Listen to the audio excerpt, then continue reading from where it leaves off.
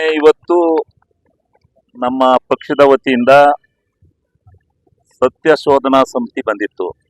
ಅದಕ್ಕೋಸ್ಕರ ನಾವೊಂದು 300-400 ಜನ ಸೇರಿದ್ದಾಗ ಕೊನೆಯಲ್ಲಿ ತೀರ್ಮಾನ ತಗೊಂಡು, ಏನು ಅಬ್ರಾಮ್ ಅಂತಕ್ಕಂಥ ಒಬ್ಬ ವ್ಯಕ್ತಿ ಲೆಟರ್ನ ರಾಜ್ಯಪಾಲರಿಗೆ ಕೊಟ್ಟು ರಾಜ್ಯಪಾಲರ ಮುಖಾಂತರ ಮುಖ್ಯಮಂತ್ರಿಗಳ ಮೇಲೆ ಪ್ರಾಸಿಕ್ಯೂಷನ್ ತನಿಖೆ ಮಾಡ್ತಕ್ಕಂಥ ಆದೇಶವನ್ನ ಮಾಡ್ತಾರೆ ಅಂತಕ್ಕಂಥ ಸೂಚನೆ ಕೆಲವು ಮಾಧ್ಯಮಗಳ ಮುಖಾಂತರ ಮತ್ತೆ ದಟ್ಟವಾಗಿ ವರದಿ ಹಬ್ಬಿತ್ತು.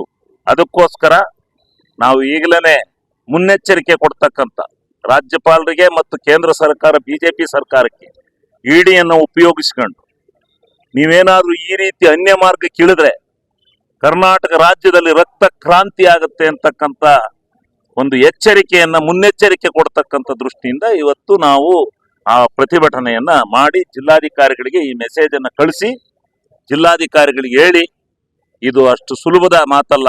ಇದೇ ರೀತಿ ಬಿಜೆಪಿಯವರು 3 ಸಾರಿ ಹಿಂಬಾಗಲಿನಿಂದ ಅಧಿಕಾರ 2 ಸಾರಿ ಪಡೆದಿದ್ದಾರೆ. 2 ಸಾರಿ ಅಧಿಕಾರನ ಹಿಂಬಾಗಲಿನಿಂದ, ಮೊದಲು ಆಗಿದ್ದು ಹಿಂಬಾಗಲಿನಿಂದ, 2ನೇ ಸಾರಿ ಆಗಿದ್ದು ಹಿಂಬಾಗಲಿನಿಂದ. ಯಾವತ್ತೂ ಇವರಿಗೆ ಕರ್ನಾಟಕ ರಾಜ್ಯದ ಜನ ಪೂರ್ಣ ಪ್ರಮಾಣದ ಅಧಿಕಾರ ಕೊಟ್ಟೇ ಇಲ್ಲ. ಈ ರೀತಿ ವಾಮಮಾರ್ಗಗಳ ಮುಖಾಂತರನೇ ಈ ರಾಜ್ಯದಲ್ಲಿ ಇವರು ಅಧಿಕಾರ ನಡೆಸಿದ್ದಾರೆ, ಸರ್ಕಾರ ನಡೆಸಿದ್ದಾರೆ.